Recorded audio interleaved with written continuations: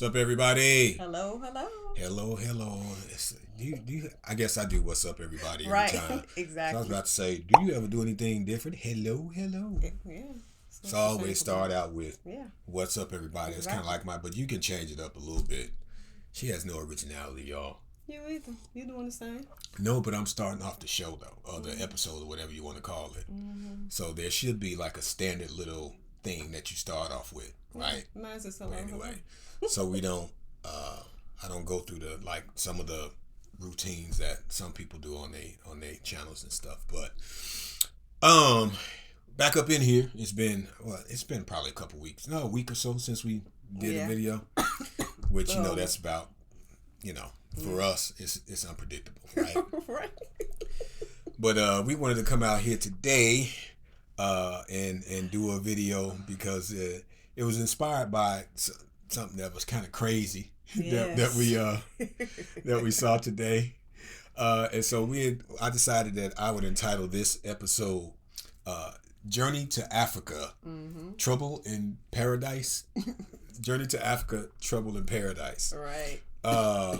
So that's kind of like the motivation behind the title. So it's not clickbait because we're gonna definitely talk about what I see is trouble in paradise in regards to Africa, right? Because we, especially for us Black Americans here in the U.S., who are now, more of us are finding our way back to the continent, to visit, travel, tourism, and some to settle and relocate. Not only just due to things that are, going on in this country, but I just think we're in a time where people are just in the age of information, which I think we'll talk about in a little bit. People are just waking up and learning more because of the internet, right? Right. Yep. And so we're starting to get on out there and, try to reconnect, and there are obviously various challenges and stuff that we'll kind of get to in this episode. And so, with us, our YouTube algorithm, right? You probably noticed over, it's been now, how many years is it now since we started this whole process? You're going back to 2020. Really, just before 2020, because it was when COVID happened that our first trip was disrupted. Right. And it took us about another year and a half, at least another year to finally get there for the first time. So we're into our fifth year with this thing. Oh, wow. With our journey. That time flies. It's been 5 years. Oh my goodness. And I've heard it said that, if you're journeying to Africa, that it's a good, I've heard it said it's a 5-year process. Yeah. 10-year process. 5 to 10 year process. 5 to 10 year process. And I don't think that people really realize that. Yeah. That's really real. That's like a real deal. It is. If you want, I think, to best set yourself up for success. Yep. I mean, if you're not already rich or wealthy, to some degree, to where you can make something like that happen, or a situation like, some that we know do, you're in a situation of you have a retirement, you have a pension coming in, maybe you're retired military, right. And due to the cost of living, in a particular country in Africa, you can, you got the minimum amount of money that you can go over there and live off of comfortably. Or you can, your company will allow you to be anywhere and work. So work remotely, right? Or the digital nomad type of situation, right? Nomad, yeah. Then you're good. But other than that, you really have to plan. I mean, if you're going over there, if you're a person, that plans to go to work on the ground over there, or whether it be remote even, right. There's still things, because you're talking about living accommodations, right? And that's obviously the largest expense for any of us. Absolutely. It's making sure we have living accommodations, right? Yeah. And so that's a big thing with people. And so with that, you're not going over there. Typically, I would say 90 to 95% of the time, when we're going over there, we're not going over there in a situation different from having to find a place to live and lease or lease or rent someplace, or that sort of thing. But back to my original point, though, over the past years, I've noticed that our algorithm has changed as far as the stuff that we see. Oh yeah. That comes up on our YouTube profiles and that sort of thing. we get a lot more content that's focused around people's and their journey journeys into Africa, right? Those that are there, those that are visiting. We get everything from here I'm out doing something cool, or here's this attraction, or here's this restaurant, to here's this travel experience. To just a whole myriad of things, right? And so with that, we see a lot of content creators that are both native to the continent, and a larger amount, I would say, of Americans, Black Americans, who are over there on the continent in the various countries, from West Africa and Ghana and Nigeria, to Tanzania, to a lesser degree Kenya, but for the most part East Africa, Tanzania, Uganda, and of course down in South Africa there's a pretty notable presence of South Africa. I guess you have to throw us in that mix, right? Yes. Although we're, I don't know. I guess I'll get to that in a second. But there is a heavy presence of Black Americans or African Americans who are making able to South see it African from different based. areas, which is good. Yeah. And so for us, it's good because I think it gives us an opportunity to. I like to look at it in terms of comparison and even validation. You can kind of compare the different experiences, and where people choose to settle or to explore, if you will, as opposed to what we chose and why we chose, which we actually covered that on one of our early episodes. I think it might have been episode 2. Doing big things in Africa and doing big things in South Africa. I think it was called. I think that was episode 2. So if you haven't checked out that episode, go check that episode out. And we kind of talked about what went into our decision making. And again, we're 5 years in, actually a little bit more from when we first had the initial conversations about stuff. And we're still fine tuning that process. Going at this thing, and it's and we're still doing that because we want things to be right for our situation, right? But but at the same time, you like to know that others out there are having positive experiences, and that their experiences, especially like say in South Africa, that they're kind of lining up with your experiences or perceptions. Now, everybody's experience is going to be different. Right? But you do like to have that confirmation and that validation, like, I think we made a good decision and stuff. And so, and I'm able to determine that, like, the more that I see some of the channels and I see some of the content, and we don't have time to catch everybody's content all the time, every channel here and there. But, the algorithm does a decent job to give us a variety. From time to time to go see different subjects being covered or whatever. And I tell you, especially with today, you realize just how intense this stuff is, because I look at like what I like to call the Diaspora Wars. And the diaspora, for the most part, when I see it, it manifests in terms of commentary on the videos, right? You'll see someone make a video about something, and then you'll get somebody that's from over here that has this to say about this over here, and it may be an unpopular opinion, or it may be a warped perception, or biased perception about something, or a misinformed take that they may have on something, right? And at the same time, a lot of it, in my opinion, is rooted in just the constant historical miseducation that we have about each other and about the land, the continent, and what we've been taught in history, and what we've been given as far as perceptions of people there and perceptions they've gotten about us here. And some of it too, I think, is just different expectations.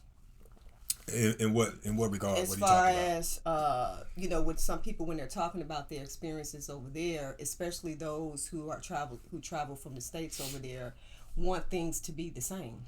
Oh, okay. So we're basing a lot of we expect our experiences on the continent to be equivalent or on the same level that we have here. When the truth of the matter is that you're talking to you know, I hate to use the term, but we always talk, first world problems or first world nations as opposed to developing nations, and you'll hear, third world nations and stuff like that. I like to say developing nations or developing economies because that's what it is. Right. And obviously because of colonialism, imperialism, and all those sorts of things, of course we're a first world nation. We've exploited everywhere else in the world, right, for our benefit, and so we have, quote unquote, the all the best supposedly here. Obviously we can say infrastructure, although I've been other places in the world where infrastructure rivals here, even some areas of South Africa. Absolutely. Some areas, like you look at their highway systems and stuff like that there, that we've traveled on in some areas, and that I see from others' channels when they do travels, so yeah.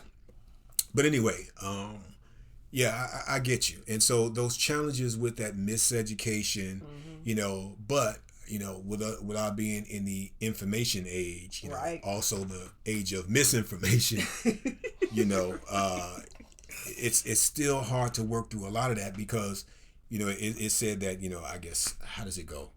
A lie can travel around the world, a million times before the truth has a chance to circle once, or something to that effect. And so you can take a content creator out there, anyone, with a camera, they can get out there and post a video and mislead everybody. Oh yeah, they can misrepresent, right? And we see that happen all the time. All the time. I know I've looked at channels. It doesn't necessarily have to do with African or expat or Pan-African content or whatever, where you look at it and you say, I don't know about that. It's like you can look at body language, and something you can just appears to be off, or you can kind of do the math, so to speak. But any of us can make anything a reality in front of these cameras, right? I guess that's why we just try to keep it simple. Right. Like what you see is what you get. What you get. We're in our little makeshift studio. You can kind of see that I kind of put stuff together. We are the unsexy channel, so to speak, but age of information and misinformation, but it's a tool and it's a platform, and I don't really view ourselves, and it's hard for me to kind of wrap my head around like even being content creators, right? I mean, technically we are, because anytime we come out in front of this camera, I mean, we are actually sitting in a little makeshift podcast studio that we made. We bought the lights from Amazon. Exactly. We're doing no different bought the little sofa else. and stuff. Got our little cheap, setup, and we are content creators. I mean, I think we're probably in the 30-something videos that we have over the past couple of years that we made, right? So we are content creators, but I don't feel like it. And when I say that, I mean, I don't feel like we have, the motivations. There's certain things that we have that I'm thankful that we have not managed to find ourselves caught up in. Like, let's just say situation today that we public criticism, of other content creators that are kind of in the space, right? Because I got to tell y'all, I was out driving today and I had to send Melanie a text message. I was like, man, you should see what's going on this one channel.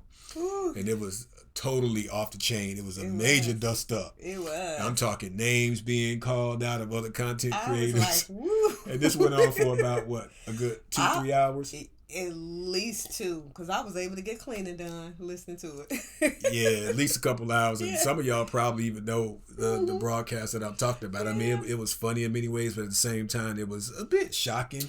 It was. It was a little sad to some degree, because I feel like, the time that we're in and the things that are at stake and what it is that we're all, I think, trying to accomplish. I think it kind of gives it a black eye. Yeah. In a sense. Yeah. But somebody pretty much kind of said that too in the comments. Really? Okay, because I obviously couldn't, because I was driving and stuff. I was just listening and everything. Yeah. So she was back here at the house watching it on the TV, and I was just kind of driving, listening to everything. But yeah, it was really crazy, and I kind of chalked that up into being another diaspora war. But this particular diaspora war just kind of seems like it was more African Americans against other African Americans who are blazing the trail on the continent. Yeah. And Yeah, and I guess some of the pitfalls and the scandals, if you will, Yeah. and scams, Scams. was the prevailing theme Yeah, that was today, the talking thing, about was different people scamming. who are scamming. So I know people know what I'm talking about now. Yeah. But it was just crazy. And so, I'm not going to get into the whole dirt of all that, but I just want to kind of mention because, I mean, even before that, I think, hearing that today, I was actually looking at another content creator a few days ago there in West Africa, and I was actually thinking about kind of making and I don't know how to do this, but like a react video or reaction video as they call it, basically commenting on their content because I actually placed a comment on the on their page because I kind of got the sense that they were not quite sure whether or not their choice was the best for them, and they were maybe contemplating some other alternative and stuff. And so I kind of made a comment to the effect of, man, I'm really glad that I've been very happy with the decision that we made, with South Africa. And, I almost kind of positioned it like, you should check it out. And they actually responded that they would check it out.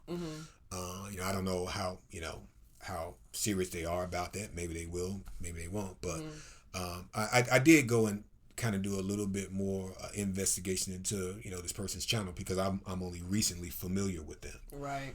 Again, showed up in the algorithm and I start seeing some of their content and stuff. And so I kind of like to have a better idea of the conversation that I'm having. I like to have that context, rather than just making assumptions. And so I thought about making a video to discuss that, and I wanted to kind of take their experience and kind of speak to and reiterate, some of what went into our making the decision on South Africa and how I've been like really just happy with how things have worked out for us because, and of course, we're taking a different approach. Right. We are long-term people, very deliberate about everything, that we do. And we have particularly future, aspirations, things that we know that we want to do, and I was just thinking in terms of what many of the inefficiencies that this individual complained about, we just have not seen that in South Africa. No. As far as infrastructure, as far as processes and stuff, how they do things. Yeah.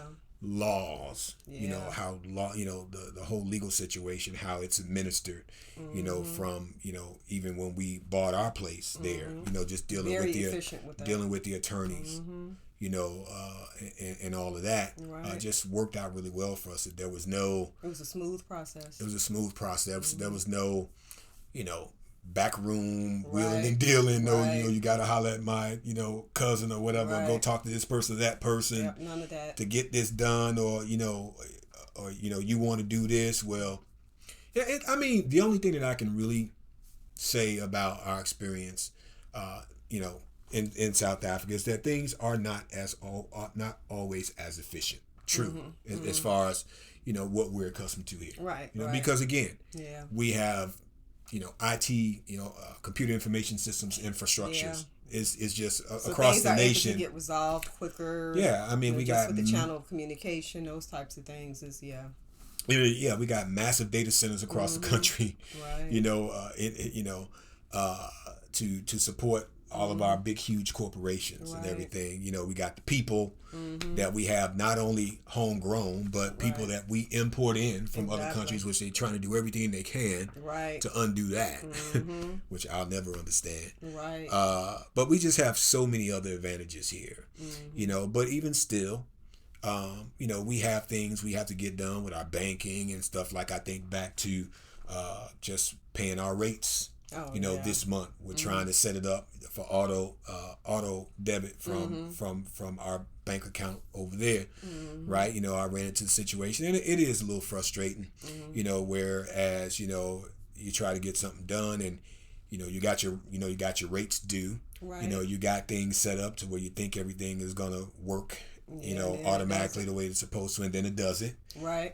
And then once it doesn't, you have to try to reach out to the appropriate personnel to assist you with getting it corrected, right? And that's where that breakdown happens, right? Because, we're we're over across the ocean at this Right. time at least, and so we have to deal via email or phone, which Yeah. phone is very difficult. Very difficult. Just connecting because of the phone system and how the Right. phone numbers work over there. So a lot Yeah. of times you can't get through to a line without spending a whole lot of money. Yeah. So to you speak have to. long You're distance. forced to basically just deal via With email. Mm-hmm.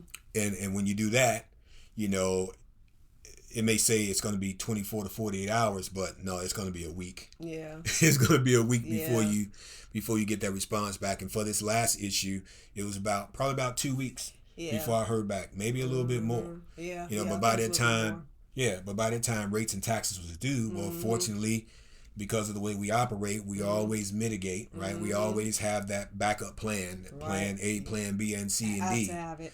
You know, so I was still able to manually make sure that we get our taxes paid, just go in the other direction. Right. While you know, still trying to follow up. Yeah, exactly. You know, go through city of Johannesburg and Right. go take my money from here, Right. and make sure it gets paid. And now we're going to try again this month to give it another go and see if we can get things reestablished and hopefully. But, it's stuff like that does get frustrating. And, that's something that I could have had solved in a matter of, 30 minutes or less, on this side. Right. Call them up, or send an email and, you got a response saying here's what the issue is, and then still not really getting the answer Right. to my Yeah. query that I put forward. Yep. Like, hey, That's they're true. not going to tell you what actually happened. Right. They just tell you that, hey, this payment is applied. Well, where was it? Why did it disappear in the first place? And Right. so now you're still left to try to figure out, how to navigate things. Yeah. The process is like, what do I need to do next time to prevent this from happening? Exactly. And so that's kind of where we are now. But it's little stuff like that. But at the same time, it's not to the degree like I've seen other people where they just can't. They go in and into an office and there's one person there or it's shut down and and they're not getting the help or the local authority just looks the other way on certain things or unless you're paying somebody off. It's just that whole thing and I'm just so thankful that we have that there's a different structure in South Africa. So man, SA, y'all got it good. For sure. Maybe y'all take some of that stuff for granted, and they're on the continent, and Right, that's so another they thing that know. I see. I see the wars that go back and forth, between the Nigerians and the South Africans, on the different threads and videos and all that type of stuff, or the neighbors. In Botswana or whatever. It's just all kind of crazy stuff, right? It's funny to a degree, but it kind of makes my head spin sometimes. Yeah, but obviously it's going to be different from someone who's from the continent versus us from the States, as far as just having the level of understanding and knowing what goes on. I think with us, from the outside looking in and experiencing it, I just think we see it differently, so I think that's why a lot of times two people react. Their reaction may be just really at a level of frustration depending on what it is they're dealing with, versus someone who's obviously from the continent may not see it as really a huge big deal, right? Exactly. So I mean, that's just how I see it. And that's one thing I try to keep in mind in all my dealings and whenever I render a perspective on this stuff, it's like I'm not I realize who I am and where I am and how I fit into this whole thing and the role that I have to play, right? And so we have to understand that we're the outsiders, right. At this point. Exactly. So you don't quite have as much as you may think you have a voice out here, on these platforms or whatever. At the end of the day, unless I'm a citizen, then what I say is just an opinion, and exactly. You don't want to. You got to be careful of not making enemies, because especially if you're trying to get stuff done. Right. You can't be bad mouthing folks, and then like I need you to work with me to get this done. Yeah. So you figure out how to maneuver through the situations. Through all that, yes. But I'm just glad that like say. With us, with this channel and what we do with it, our aim from the very beginning has just been to share our just our genuine experience. And even though, like right now, like I said, we're not the sexy channel at all. You know, we're not out there. You know, we had the, you know, when we were there at the Soweto Derby and stuff like that. And when, you know, when those opportunities present themselves, we'll do that. But that's really not what we're about. I mean, we have things like, and I think back to the inefficiency. Another thing I think back before we went over. When we went over for Soweto Derby, when we reached out to the to one of the local orphanages. Right? Oh yeah. Yeah, you know, so that's another thing. It's like it's a very small thing, but it's like, you know, you kind of wish that there was a different level of urgency there. You know, with just because that's work that we were actually looking at doing. You know, leading up while we were leading up to the Soweto Derby. You know, we wanted to put that time in and find some way to align ourselves. Because we know and understand that is a problem there. And, you know, we wanted to be able to, while we were there, be able to get our foot in to just try to see and to help and, you know, to volunteer. You know, that's the way of just getting, you know, for me, with my background being in social work, that's important to me. So to give me, you know, firsthand view and to be able to see and to provide whatever assistance I could while I'm there, you know, prior to some things that I want to do in the future as far as that is concerned. But just to, you know, give from that perspective, you know, because it's different over here, you know, versus in, you know, South Africa. So it was another opportunity in a nutshell for us to go plant a seed someplace. Because like I say all the time on our videos, you know, and we don't necessarily talk about everything you know, that we do over there because, again, we're executing a strategic, you know, plan.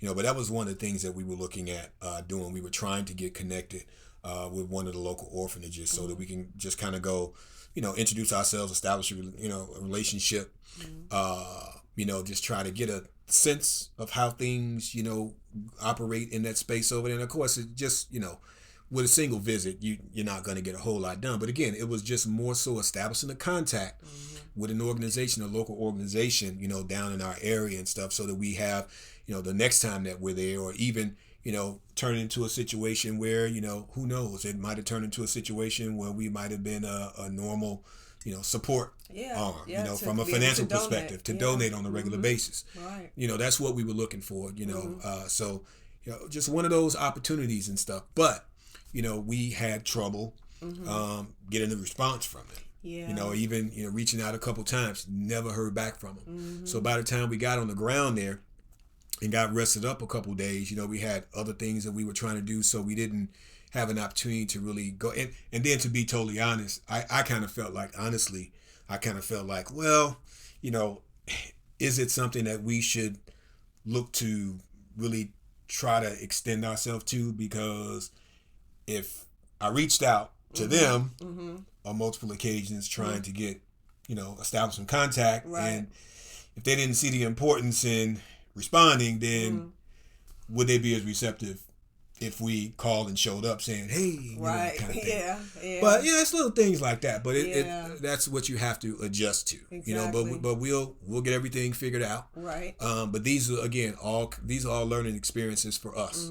You know, as we continue to try to find our way and try to find our niche and figure out, you know, how ultimately, you know, we'll contribute in our respective, you know, areas over there. You know, I am glad the brother that I reached out to via LinkedIn though.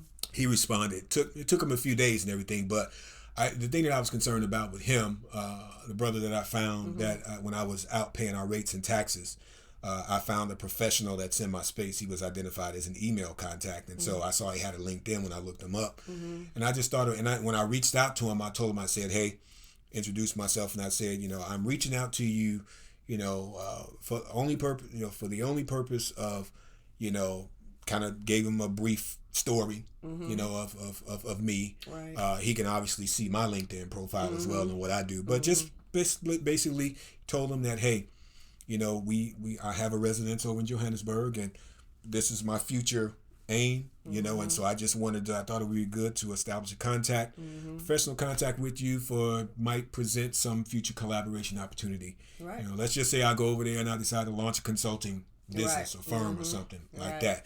He would be a resource I could reach out to network, or maybe he knows somebody, that I might be able to use their talents, or it might be a collaboration type of thing, a joint business venture. Who knows, right? But I told him, I like, hey, don't want anything from you, gainfully employed on this side or whatever. Just this is what it is. So hello, wishing you well. And he responded, took me on as a LinkedIn contact, and so that was a good thing. Yeah, so that's a good thing with that. Start of building those additional relationships and contacts. Exactly, and that's what we've been doing and what we're gonna keep doing. Right.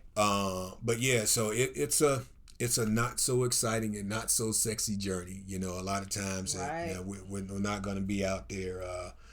With the turn up videos and plus, it's just not us. I'm not sure how with the fam over there, how much they enjoy seeing, and I'm sure they do. Maybe our reaction, to what they take for granted, right? Things like the mall. Yeah. Or the flea market or a soccer match. Yeah. Right. I guess maybe you all get entertained by our reaction in seeing us, how we receive the culture and those sorts of things. That's what my guess is. Because I mean, you guys go to the mall all the time. You go to F&B, you go to soccer matches all the time. Just a trip to the mall. So, to you, it's probably not that big of a deal. But to us, it is. And so, we don't, when we're on the ground there for the most part, we're experiencing life for the most part. Yes, and loving we're trying to take everything in and just be connected and be in the moment. Right. More so than trying to capture all of that stuff. For content. One for carrying a phone around and video. I don't see how people do it. Content creators. You can tell they got the thing in front of them. That's just not my thing, and I don't really like being out with my phone up and out like that anyway. Yeah. That's not to say we won't have to do something like that from time to time. But it's not. But and it's not. You're not gonna see me out there walking around doing an hour video like that because I just want to be in the moment. Right. I want to be in the moment, mingling with the people, experiencing the situation, and that's yesterday, today, and even tomorrow. Right. And more so reflect on things, right? Because that's who we are. Right. We're conversationalists, right? Yes. We're going to reflect on stuff, and hopefully somebody, whether on that side or whether on this side, can take something from that. Exactly. Right? That's always going to be our aim. Yeah. And along with that, not feeling it necessary to sensationalize things because thankfully this doesn't pay our bills. It does not. It's never been a motive. That's why you don't see a Cash App or PayPal link on our and we're not asking on our page or any of that. And while we are definitely thankful for the subscribers that we have. Absolutely. Definitely thankful for that. Yeah. People are appreciative for the content that we do bring when we bring it. We used to be consistent. We're still consistent. We used to do it every week, but things happen, Well, so life. I mean, life be lifing, as they say. We have careers. We have full-time careers. Have to step back away from every week doing it, but it's a lot of work. Exactly. We do everything ourselves. Yeah, because I do everything. Not me. So, but we are thankful for the subscribers that we do have and that who do find value in the content that we bring, and and those who are thankful for the type of content that we bring that's not necessarily looking for just all of the drama, all of that really want to learn something, no matter how small, can take something away from our experience and what it is that we bring. So yeah, so we just continue to like I always say, just be methodical about stuff. Yeah. And deliberate and set ourselves up so that when we are there, we can be, I guess, at our best for that situation there from a contributory perspective.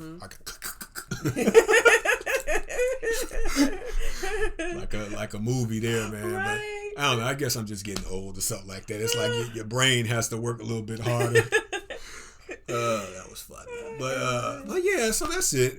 I just wanted to. I just after today. Yeah. And seeing that video, and I ain't gonna say it was wild. They probably they'll probably find it. They'll probably come across the algorithm or something like that. It was wild. But yeah, a lot of good points were made. So, yeah, I guess. A decent amount of points were made. So I also hope though, one thing that I remember, that was said is that I hope that on that side, our brothers and sisters on the continent, that I hope. From this side, that when we do go over there, that we go over there not with our BS from here. Right. Why go to so-called start anew, and then take your same baggage with you? Take your same baggage. Leave that behind. That's not the place, because you're not going to grow. Mm-mm. There will not be any growth if we are bringing, garbage. Exactly. Garbage in equals garbage out, right? So, I'm thankful that we are not in a position to where we have to rely upon revenue from a channel. That's why we work hard, and that's why we execute the plan the way that we do. Exactly. So that way, when we get there, whenever that time comes, whether it be tomorrow, because it becomes a dire situation, or months from now, or another year from now, permanently, or whatever, or whatever that situation, I won't get into all that. That we'll be in a position where we don't have to worry about the financial burden of revenue from an online channel. Exactly. I don't care if it's YouTube. I don't care if it's another platform that they use. There are many platforms out there that people monetize off of, but we come out here and do this for free. Exactly. It's only costing us money at this point, because even all this cheap stuff, every item that is in this camera frame is costing us money. Costing us money that we had to pull out of our pocket. Absolutely. So if we never get it back, that's perfectly fine with me, because it's more important that we share our experience, because we know that somebody can learn from it. Because we see the bigger picture. We see the bigger picture at the end of the day. Right. And so that's it. And that just kind of helps me to segue to how we like to wrap it up. And that is, at the end of the day, it's Mel and me. And this has been The Podcast. Y'all take care. Peace.